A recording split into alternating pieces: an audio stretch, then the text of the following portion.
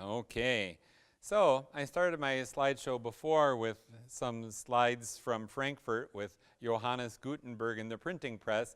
We'll skip over that to maybe try to get to the end of our slides. And here we are actually at the Wartburg Castle. This is walking towards it. Some people took the shuttle up to the top, and some of us climbed the hill. And it is on a mountain, kind of. And so there is a good bit of climbing to get up to the top. Hurrying to get back to the bus, I just kind of skipped down the hill, and I just kept skipping and skipping along and went past the turnoff where we had to go so that I'd come back up the mountain to get to where the bus was. But here I got a picture of one of the caretakers here by the Wartburg Castle. And I did that because we couldn't take pictures inside. Some of the rooms were dedicated almost to her. St. Elizabeth of Hungary, she was sent to this castle by her mother at a very young age to be married. And according to legend, what happened was she basically said, I'm going to disavow any riches, going to live like a nun basically, and I'm going to go to the town below and I'm going to give bread to those who do not have food. And so that's what she did. According to legend, some of the powers that be did not like this activity on her part, and so they confronted her while she was carrying a basket to the villagers below. And they looked in the basket, and instead of bread or food from the castle, there were roses. And so they attributed this to a miracle. Whether it happened or not, it's a legendary story. It'd be interesting to know the story behind the story. But St. Elizabeth of Hungary was there from 1211 to 1228. That's one of the great things about going to see these places, is that they go back hundreds and hundreds and hundreds of years, something that we're not really used to in the United States, things going back that far. So Luther knew of her also, and also had a big emphasis on it was more important to take care of people's needs than it was to get all kinds of money for building cathedrals and things like this. So thanks to that lucky gardener there, I can have a slide to tell that story.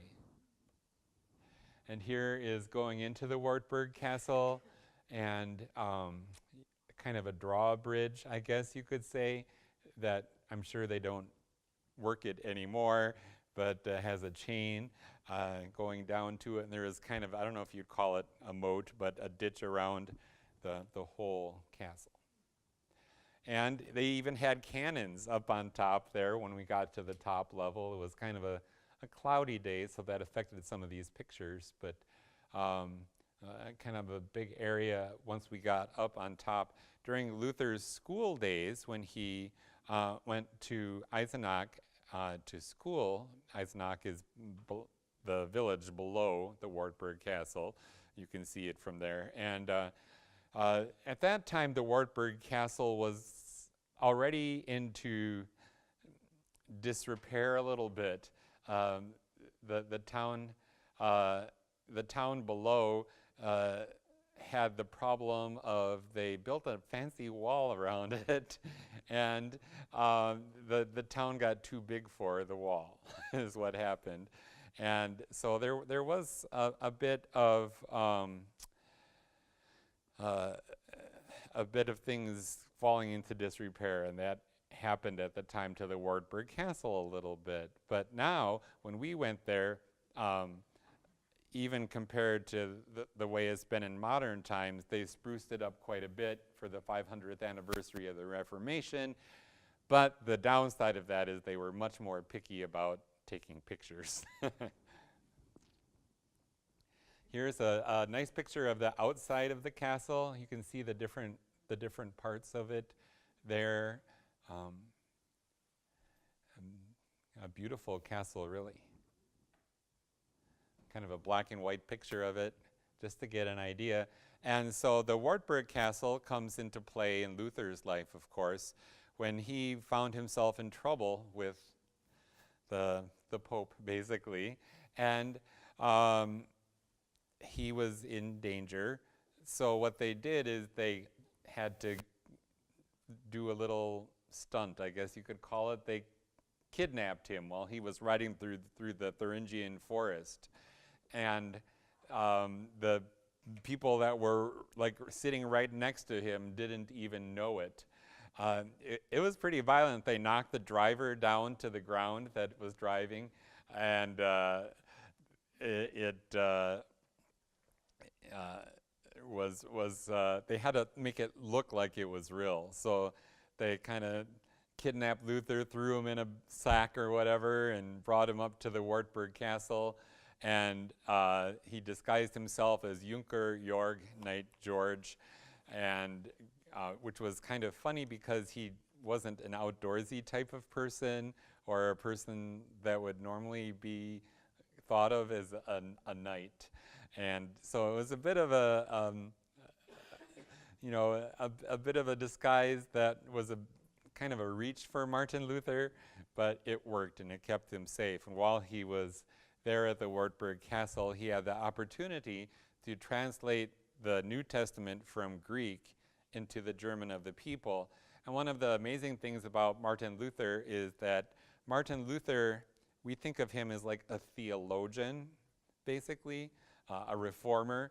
In Germany, people think of Luther as part of their culture, someone who showed them just everyday life. So it's a very different viewpoint of Martin Luther than we have. So part of how that happened was in order to translate the Bible into German. Now, the Bible had been translated into German before, but Luther did it in a way that had several important differences. One was that he did use the Greek instead of the Latin. And so the text was more reliable that he translated. The other thing that he did was that he, in order to translate into German, what he did was he would go into the village below, like Elizabeth of Hungary in a way, and for bringing them the word of God, he wanted to do it in their own language that they spoke every day. So he listened to just how people spoke to each other on the street. Just normal, everyday conversations. And that's what he used for his idea of the German that he should translate the Bible into for the people to read. And this was huge, of course, because now, with the popularity of that New Testament and with the ability to use the printing press to distribute it to the people had the Bible in their own language, and they were able to read God's word for themselves. It kind of impinged upon the power of the Catholic clergy at the time because they were supposedly the ones in charge of that. But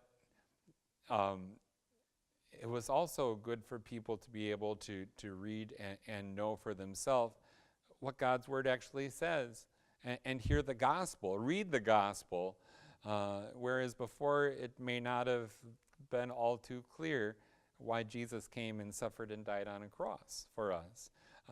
You would have services that would be conducted in Latin, which was fine for people that, like Luther, had the education and knew all the Latin, but there were a lot of people that didn't have that. So now they had the Bible. They could read it and learn it for themselves, which was very good. And that happened at the Wartburg Castle where he translated that. There's a little gear for that chain that holds up the door. And some birds outside the window. Luther, when he was there at the Wartburg, said that he was in the land of the birds. because it is high up in the air. You can see everything around you, and also the term "free as a bird" had a kind of a double entendre in that it was Luther's situation. He was free, they didn't arrest him, but also he was fair game. If anyone would decide to off him or anything like that, no one would have said anything. And so that is the double meaning of Luther saying he was in the land of the birds. Here's a little statue I thought was interesting there of a dragon or something like that. And here's a little tower on one end that I climbed up for, I forget how much it was, maybe a couple euros I had to pay. And when I got inside here in this area where actually Elizabeth was known, of Hungary that I was talking about before, this was kind of her area of the castle. You can see the hallway there. This is that white part with the windows that you saw from the outside, and another view of that. And then, even though I wasn't supposed to take a picture, I got a picture of that of that room where Luther did that work of translation. And interesting thing about that room is they thought at first that maybe this wasn't really the room, but it turns out that with all of the remodeling, the room survived. It's a little different in terms of number of doors that go into it than when Luther was there, but this is the room. And legend has it, and you can kind of see that part dug out on the wall that Luther threw his bottle of ink at the devil. And so people have scraped that away, and they keep reapplying the ink. But whether or not that actually happened, we don't know for sure, because he could have been talking about fighting off the devil literally with ink as he was doing the work of translating the New Testament. And you can see the picture there of Luther in his disguise on the wall, and a desk there, and a chair, which may not have been the actual desk and chair that Luther used, but in the lower right corner you can see a whale vertebrae that was used as a footstool. I don't know how that got there, but supposedly that does go back to when Luther stayed there. Strange thing. It's not something I have in my living room, but and they have on the wall different things there. It's kind of like a laser light show that they were showing, kind of fancy. So, but otherwise, the stuff on the wall, the white writing and everything like that, wasn't really there. And that's like the outside of that. And again, the door going in, and you can see the tower with the cross on top. More pictures of the Wartburg Castle. This is coming down into that courtyard area. And there you can see the view. You can see quite a way, even on a overcast day like it was. Did you get up on the top floor of the Yep, this is the I didn't go up here, but that other tower I showed you, which was on this end of the courtyard, that's where I took this picture from. All right, so from there we go to Eisenach, and the Eisenach town is where the Luther house is, and the Luther house is one of the oldest surviving half-timbered houses in Thuringia. Tradition holds that Martin Luther lived there with the Cotta family during his school days from 1498 to 1501. And this is one of the most important historic Reformation sites. And so going back to Luther's early life, he was the son of Hans and Margaret. His father, Hans, had a brother named Hans. So uh, they had two Hanses for their children, so they called one Big Hans and one Little Hans, and Luther's father was Big Hans. So maybe you didn't know that little tidbit, but now you do.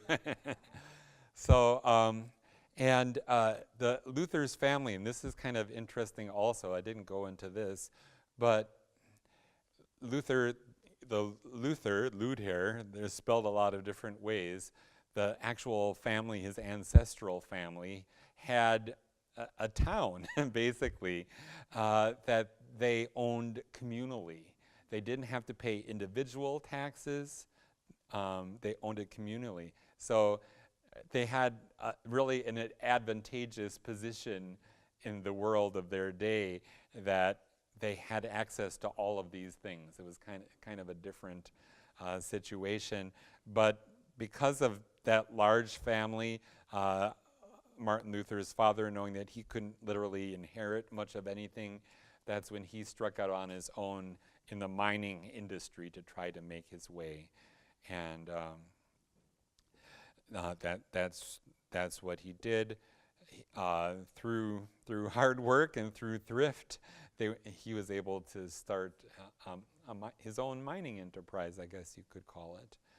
And that's what Martin Luther's father wanted Martin Luther to do, is to become a lawyer, so that in all of their legal dealings, they could have someone on their side that could help them out. So while Luther was in here, he was born in the city of Eisleben. He attended Latin school in the neighboring city of Mansfeld before moving to Magdeburg, and then he moved to Eisenach just 1 year later. We're not sure why he moved from Magdeburg to Eisenach, but he really, really, really loved Eisenach. Whether it's because he wasn't, in the lower rungs of education, that may be true, and they literally, it sounds cruel to us, but it was expected, and there were boundaries that you could not cross. But when you learn Latin, you had it basically pounded into you. If you didn't have everything memorized, you would get what nowadays we might call a whooping or something like that. If it was too strict, if they went beyond the pale, then parents would pull their kids from school. So it wasn't out of control or anything like that. And even though Luther's parents were very, very strict, there's a story that his mother struck him till he bled because he took a nut he wasn't supposed to have. But on the other hand, when Luther relays that story, it's an unusual incident, and to say that Luther had an unusual childhood for people of his day, you really couldn't say that. In fact, his parents did a good job by the standards of the day, and they were very respectable in the community. So it would be going too far to say that it was an unusual childhood that he lived. But be that as it may, staying in Eisenach, he went from house to house as a choir boy, not necessarily to earn his food. He was taken care of as far as that goes. But music was something he especially enjoyed and really thrived in there as well, in Eisenach. So here's some of the museum at the Luther House in Eisenach, and you can see some of the religious artwork of the day. Interesting picture of Jesus on the cross, or a carving of Jesus on the cross.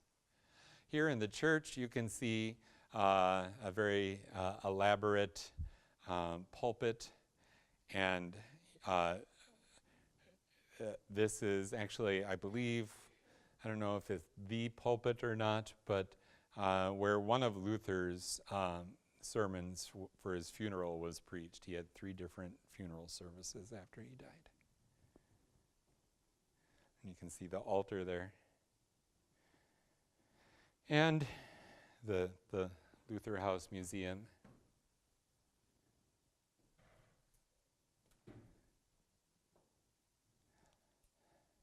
Right here.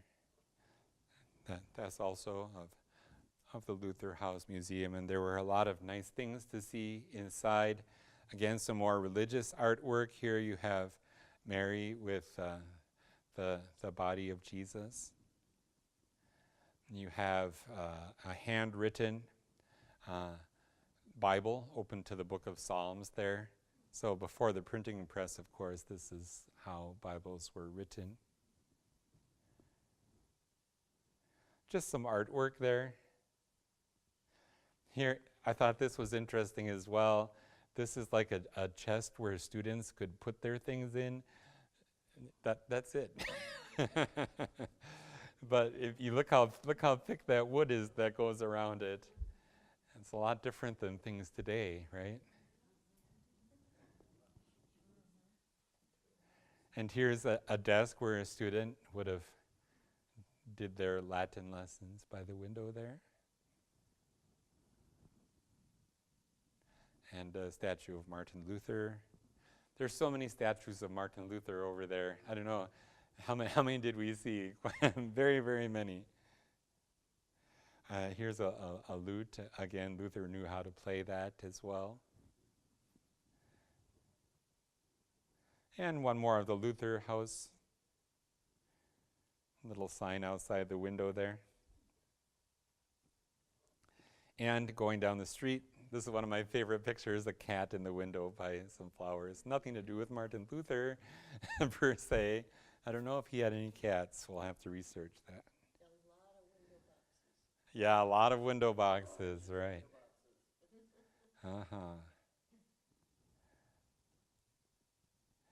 Also, going back to Bach, we know that this is where he was born, and so there's a Bach House Museum there and a statue with some nice flowers by it. And this is the Bach House where a museum is. Not the original house that was standing at the time he was born, as was a thought at one time, but we didn't go inside that museum, however.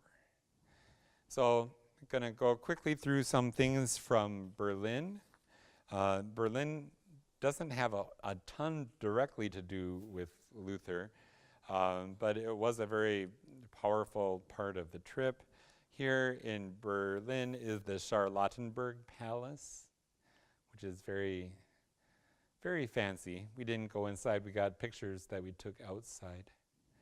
But as I mentioned in my other presentation, one of the interesting things is they had a special room there in the palace called an orangery.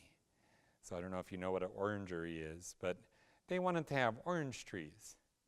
So they could put them out in the summer, but this is Germany. What happens in the winter? We know all too well. So what did they do? They had all their orange trees on wheels, and they'd bring them inside to this room called the orangery during the winter. So very, very opulent kind of thing. Here's the victory column. It was originally designed to commemorate the Prussian victory in the Danish-Prussian War. By the time that they finished it and were dedicating it, they had also defeated Austria and its German allies in the Austro-Prussian War and France in the Franco-Prussian War. So they won one war, and then they won 2 other wars. And so they added those parts to the statue as well. And the bronze statue of Victoria on top. And so these were the wars that kind of unified Germany in a way, but the rings on the outside are actually cannons that they were able to capture in their victories. And that's how they built that. The Nazis kind of added the fourth ring decorated with golden garlands and added that in 1938, 1939. And they had very grandiose plans for Berlin. And so they moved this monument to where it stands today. And now, however, because, and thankfully they didn't win World War II, the final row isn't a row of cannons, which now, in a way, it's ironic. It speaks to the fact that the Nazis were defeated in World War II, even though it's called the victory column. So it's a very ironic kind of thing. And here we have the Reichstag, which is the building that was blown up that resulted in the Nazi power coming, or the Nazi party coming into power. It fell into disuse since then, but now they use it basically as, I guess you could call it, where their Congress meets today. Here we have the Brandenburg Gate. It has a lot of different meanings to it as well. And now it really symbolizes, because this is where the Berlin Wall was also, now the fact that we can pass through the gate is really indicative of how Berlin has been reunified and how things have changed since the Cold War. In fact, Berlin is I think, very, very proud of how it has revitalized and come together since that time. But it's a very famous and very imposing structure. Here, also, we saw the memorial to the murdered Jews of Europe. And there's a lot of meaning to it, even though it basically is a bunch of slabs all in rows. But it has a lot of meaning to it. The person that designed this monument, Eisenman, these are designed to produce an uneasy, confusing atmosphere, and the idea is like what was supposed to be a perfect, rigid, organized, orderly system, having so many problems, so many flaws that it just couldn't work and shouldn't work. So that was the idea, but in the end, it's kind of interesting. You have what also can appear to be a cemetery for all of the murdered Jews who were murdered in concentration camps and just dumped in piles. Now they have a cemetery at last, so it kind of has that meaning also. Interesting also, if you've ever seen pictures of the Holy Land and some of the buildings in the Holy Land, you know, they're a bunch of stone buildings all like that. So you can kind of see additional meaning to it. Going into the monument, it definitely gave you the sense of wandering in an isolated kind of way and not really knowing where you were. It's kind of like a maze almost, and just not sure what's going to happen next. So it's a monument that isn't just about the architecture, but kind of the impression that it gives you when you're inside of it. So yeah, this is what it's like being inside of it a little. Isn't that interesting? Yeah, some of them are very big. Some of them aren't, but some of them are.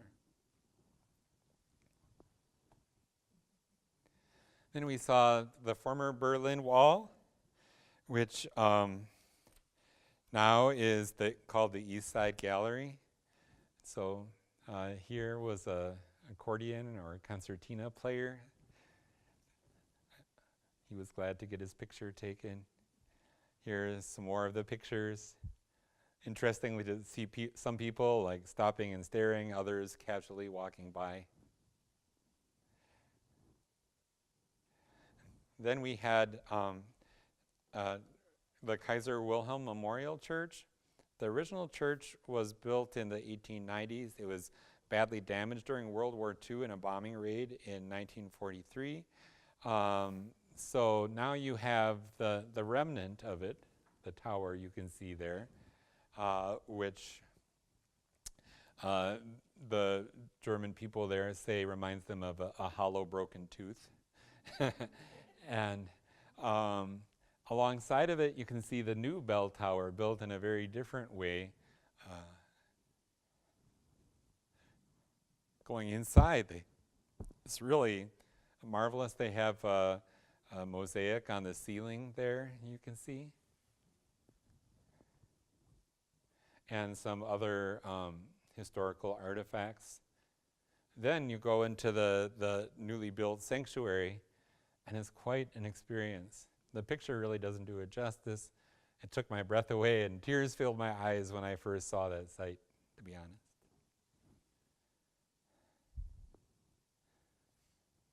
There's the organ. You get a better idea there with that picture, I think. But yeah.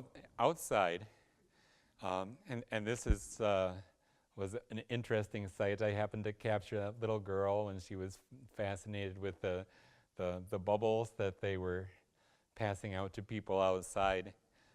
Now you might ask, why is there this activity going on out there?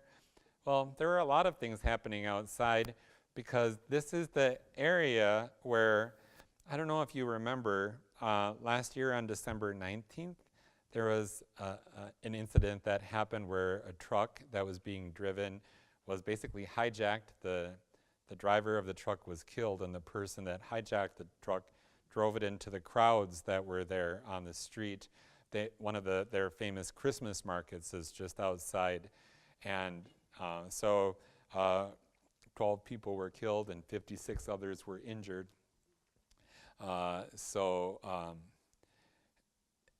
Now, there were a lot of police out there still. It was interesting, they were very nervous about our bus being there. They wanted us to move our bus. And but here you can see just kind of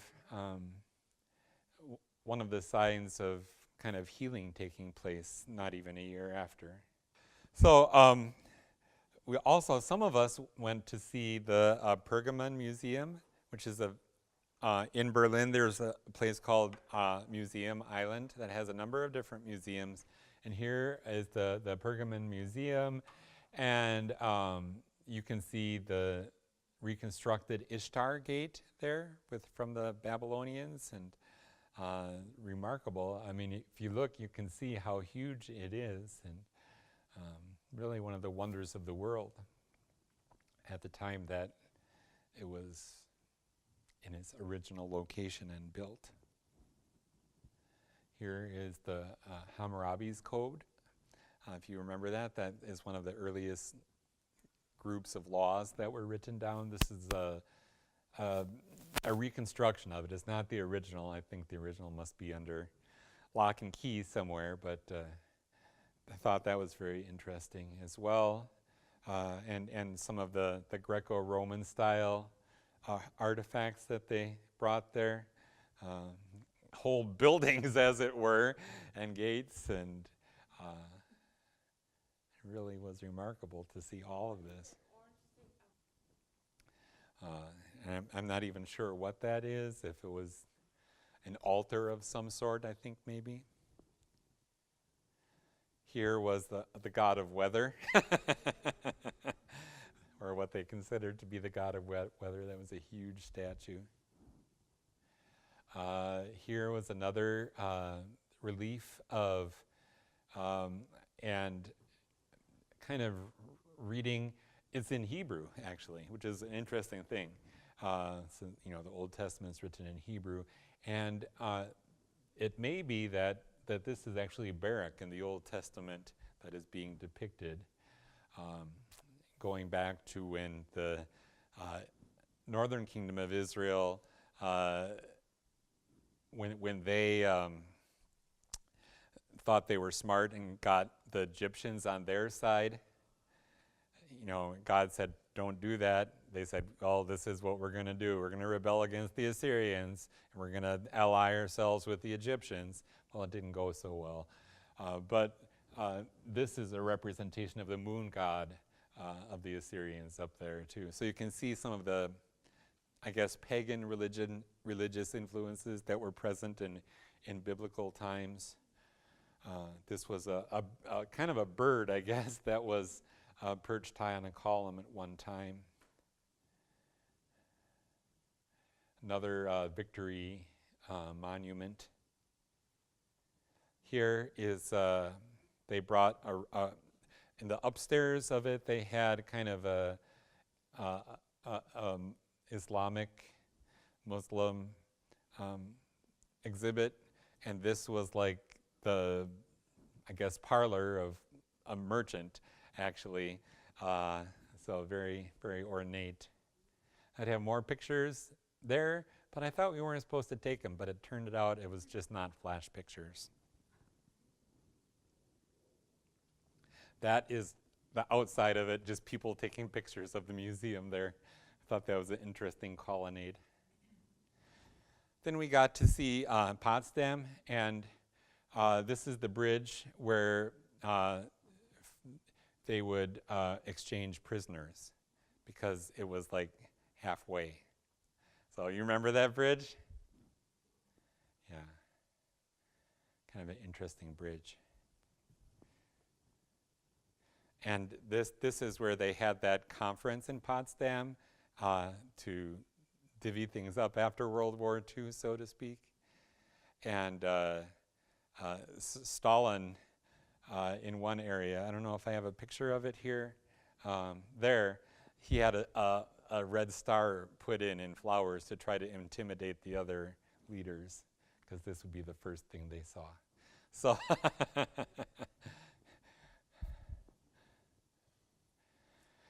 then we got to Wittenberg, and Wittenberg, we saw the Black Cloister, where Luther taught there. It was the University of Wittenberg, and then it eventually became his house.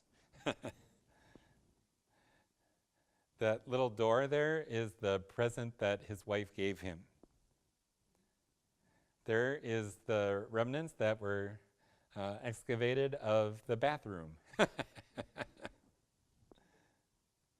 And it is said that Luther liked the bathroom a lot because he could have peace there and write. And here's just some of the displays. You can see kind of a medieval jousting scene there if you look carefully. And this is Lucas Cranach, the famous artist that was responsible for a lot of the paintings and things. Here is Luther with his family. You can see a very warm family scene. Here is the representation made out of wood of the process of making beer. And Katie supervising in the background there, tasting some. And this was one of many depictions that were there. Katie didn't like it, though, when Luther would stop at the what now is a hotel down the road and drink his beer there. I guess he had such a tab built up that they kind of elbowed his friends to say, Martin Luther has a tab. Are you going to take care of that? But she didn't like it because she made all this beer and he went somewhere else to drink his beer. This is going up the tower there, the steps. Here's a depiction of Luther as Knight George also, called Dr. Martin Luther in Patmos, kind of comparing him to John. Here are just some of the historical relics of, I don't know what you call those things, pikes, I guess, and armor and a cannon. Here is a painting comparing Martin Luther to John Huss. Here is some of Luther's hymnody. And Luther himself, his wife, Katie, their daughter, Magdalena. This is the one that died very young and hit Martin Luther very hard, and his wife. There's a table there. One of the things about Martin Luther is that we have his table talks. There were 12 people who recorded conversations of Luther around the table. You see at where he lived there, where I showed you, they had like people over all the time, like every day people would just be there and eat with Luther and his family. And here's kind of a stove or a furnace to keep warm. Here you have the Deutsche Messe, the German Mass. Notice the artwork on it. Very different than our hymnals today, right?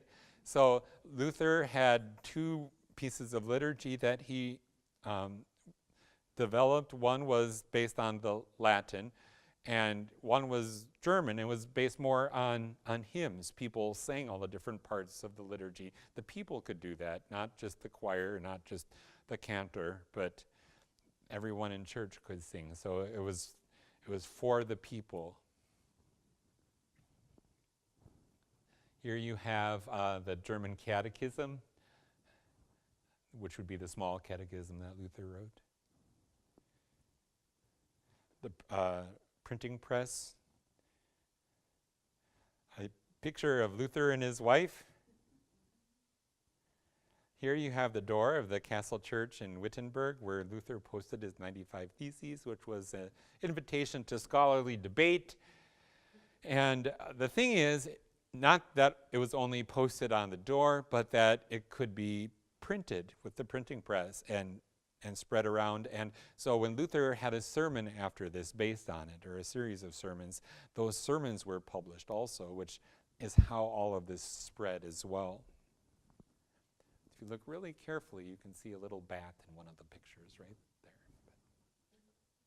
This is the inside. Now the Castle Church, why they had a Castle Church is it was kind of a place of refuge if they were under attack. This church was built in such a way that people could go in there and be safe. Here's the pulpit, and that's where another one of Luther's funeral sermons was preached from. Here I guess you could call it where Luther was buried.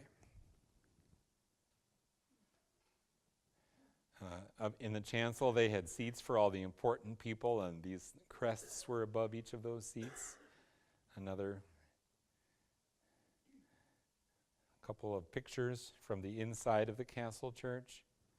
Someone on my Facebook said, "No talking in church." These two people are talking down there. Here's the city square. You can see the city church over here too. So like if you look at this, you can see the street there. It's kind of a paved, stone paved street. And here they had a square. This was early morning. People were setting up for the 500th anniversary festivities that weekend to sell all kinds of things. Here's a sunrise down the street, which is, I got up early that morning and just by myself walked the street. And so got to see the sunrise. Beautiful light on the Castle Church. You can see it there. Here it says, Ein feste Burg, a mighty fortress is our God.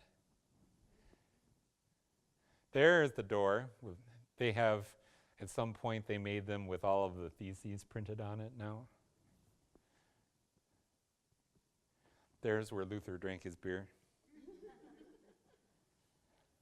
That bus there is by the hotel where we stayed. Here's Philip Melanchthon's house that he had while he was there. Here's where Luther burned the papal bull that condemned his writings. And here is that city church. And I don't know if this is the one, but that goes way back. But the church that has Luther's where he was baptized, that original font is still there. But the churches were amazing to see there. The Reardis was there as well, and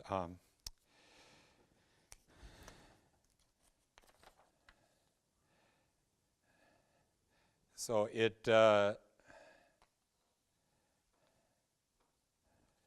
see. Interesting story here. Luther had bouts with depression, and kind of going to Wittenberg here, talking about that.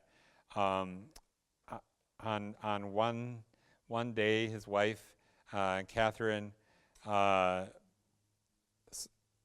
came up to his study door wearing a black dress, and Luther said, "Who died?" And then she answered and said, "God." And then Luther answered her and said, "You foolish thing." And then Catherine, who was quite a woman, said, "It is true. God must have died for Dr. Luther, or Dr. Luther would not be so sorrowful." So she knew how to work with Martin Luther, definitely. So, and I spoke a little bit about Magdalena that way, and so when we get here, we see that here it commemorates Luther's birth. And here in this church. So now we are at Luther's birthplace in Eisleben, and Eisleben was his birth and his death place. You can see where his parents rented a room upstairs. There's actually a bell. I'm not sure the whole story of that bell. That's down there. They had another museum here, and these are paintings of for funerals. Very elaborate. And I think this is the font that is based on the one where Luther was baptized. Here, interesting picture. It's kind of scary, but people ask, what is that? They made a death mask. They viewed death very differently than we do. And so Martin Luther had this death mask that was made of his face and hands. Now this is a plastic copy of a plaster reconstruction of it. It's not the original. But you can see his thumb on his right hand the way it is from all the writing that he did. That's how much he wrote. Here's a painting of him on his deathbed. And here he had a sermon on preparing to die that he wrote. And here he had, he was answering the question of what happens when children die who don't have a chance to be baptized. And he said, we trust in God's grace. So that's what that is. Another picture of Catherine. Before he died, he left her all of his inheritance. She was the one that was to take over the family, which was unheard of because usually in those days it wouldn't be a woman, it'd be another person that would be in charge. And so he even wrote a letter to the ruler saying, this is real, I want this to happen, please make sure it happens. So that's how different he was than people of his day. No one else would do that, but Luther did. Here's the room where he died, and he was working in his deathbed, and I guess casket where that transported his remains. You can see that room there. And there you can see the pulpit where Luther would have preached his last sermons. He preached, I think, 5 of them there right before he died. The altar.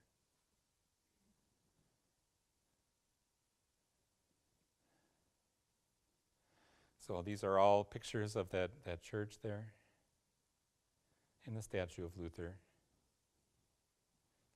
in Eisleben. Very pretty buildings. That's Eisleben. So in Eisleben there is the Church of St. Peter and St. Paul that we saw there, where the Luther font is, and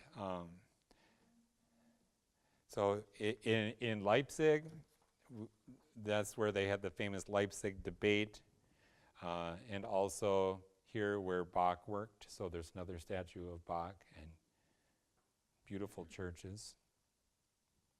Another statue of Martin Luther.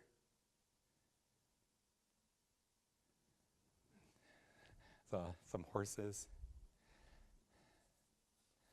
So we're getting to like Erfurt right now. And there's the cathedral there. It's a 1,200-year-old church. And so it goes way, way back. Beautiful. There were people playing out there. They played, I think, America the Beautiful when they saw that a bunch of us were there. And we got to Dresden. We saw they had this big mural of all the rulers and everything. They also had something called the Pleasure Palace, which was exactly what it sounds like at one time. So that was Dresden. There's the Semper Opera, the opera house that was there, and some of the actors let me take their picture. They were pretty happy. Bonn was everywhere, so I had to get a picture of that. These are two famous television characters. Here's that cathedral. Amazing artwork.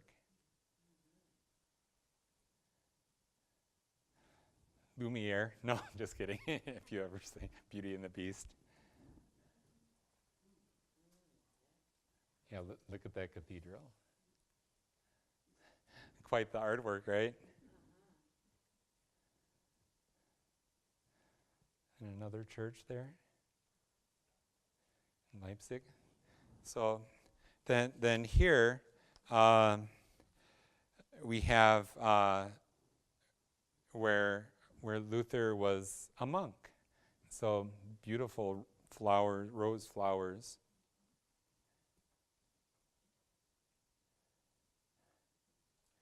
And here was the room where all the monks would gather together and have their confession every morning. This is the room. Luther would have been standing in this room.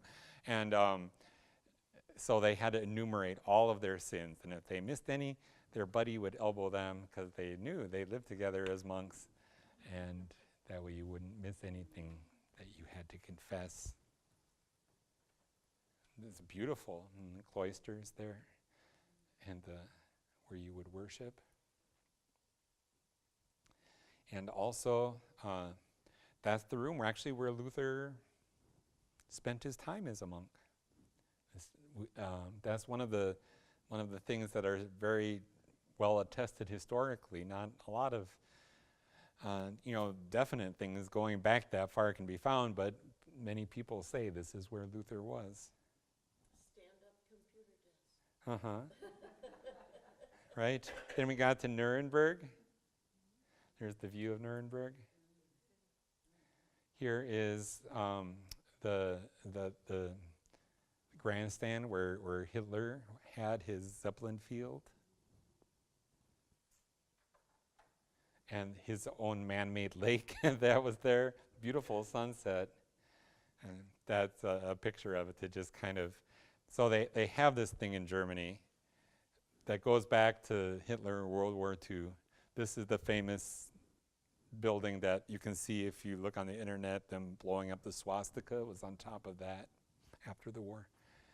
So, but now they have this historical thing. It's historical. They can't get rid of it, but they don't want to keep it either because it has a lot of bad memories. So they're kind of stuck.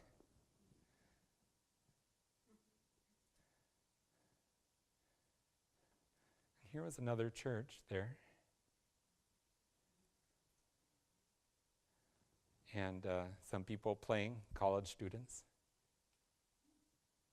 Then we got near the, I guess, Alps, you could say, and there was this other church.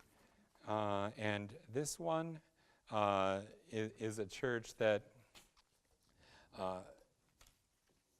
is kind of in the middle of nowhere, but it's really amazing that you can see it there. And it was, there's a story. It's kind of based on a relic there of the suffering Christ. You can see the old chapel that housed it at one time.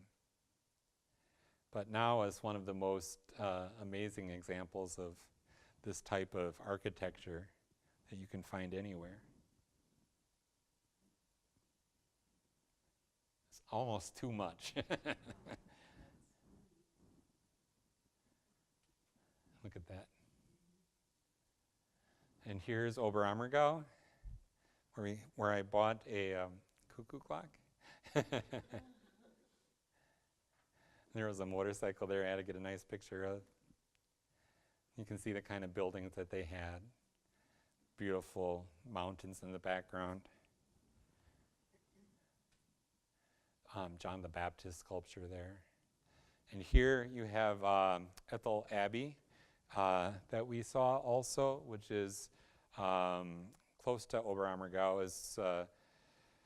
It still has over 50 monks and is one of the largest Benedictine houses. It has a beautiful interior as well. They really decorated, didn't they?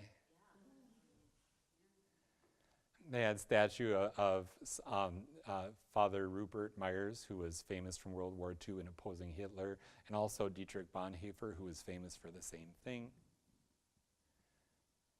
We're almost to the end. You can see the Alps in the background there. There's me. In Garmisch, they had the Olympic ski jumping area. That's not my bicycle, even though it looks like it. There's a guy driving a horse. And that's where we stayed. That's the hotel there. You can see there. No. You can see the mountains there. This was in the morning at sunrise.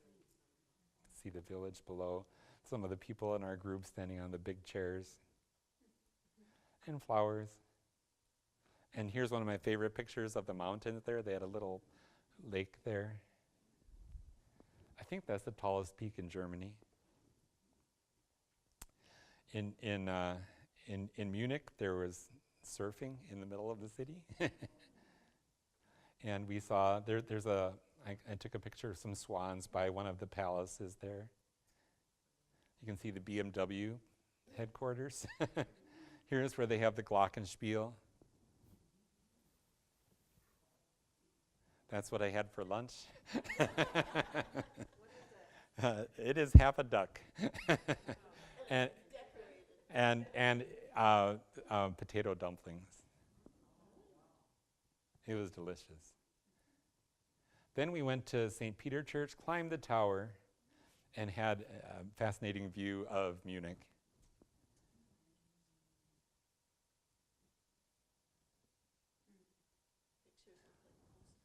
We went to see a beer making museum. And here's the square there where I can see all the people are. And that's pretty much it. I went a little over, I'm sorry, but I wanted to kind of try and finish. And I don't know if I have too much time for questions or anything like that, but anytime you want to come and see me and talk about it, or even after this now, feel free.